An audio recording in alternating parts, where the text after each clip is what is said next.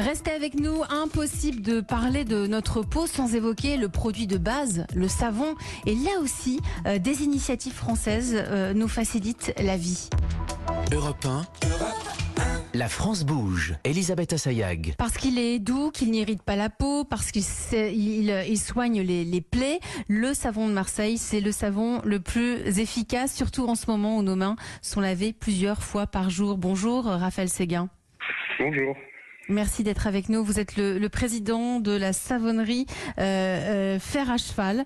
Le lavage des mains, c'est pas nouveau chez vous, puisque déjà dès cet hiver, vous avez noué un partenariat avec un laboratoire pour sensibiliser le public au lavage des mains. Oui, exactement. C'est un grand laboratoire de biologie médicale qui s'appelle Simla Provence et nous avions déjà commencé à discuter l'année dernière de faire des actions pour rappeler aux gens l'importance du nettoyage des mains et c'était bien avant qu'on tombe malheureusement dans la crise qu'on connaît aujourd'hui. Mais le message reste le même. Le savon est un très bon outil pour diminuer le risque de transmission de virus, de contagion, d'infection. Alors, comment vous faites? Vous apprenez déjà, je crois que vous avez mis en place une espèce de tuto pour apprendre à se laver les mains, c'est ça déjà? Vous avez mis ça en place? Pas forcément, non, mais on met régulièrement sur nos réseaux sociaux des informations pour que les gens comprennent la bonne façon de nettoyer leurs mains, combien de fois il faut le faire, et bien évidemment de le faire avec du savon de Marseille.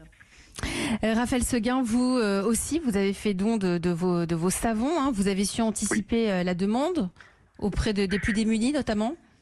Oui, exactement. On avait, on avait préparé un peu l'affaire déjà depuis fin janvier.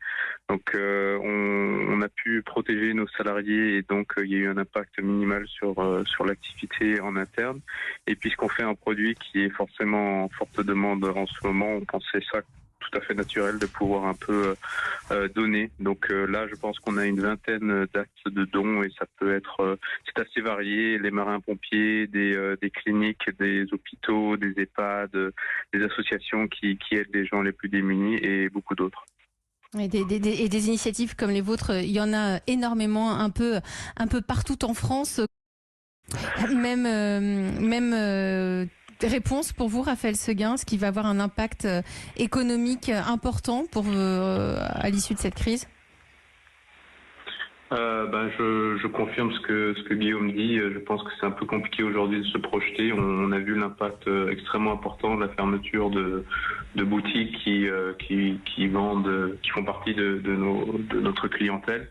Donc forcément, il y a des créneaux de vente qui se sont améliorés. Je pense à l'Internet, par exemple, mais il y en a aussi d'autres qui sont complètement à l'arrêt aujourd'hui. Vous vendez beaucoup sur Internet? Vous avez développé le digital pendant cette période? On a été un peu forcé parce que c'était le seul créneau sur lequel on savait qu'il y allait avoir une continuation des ventes et on est content de l'avoir fait.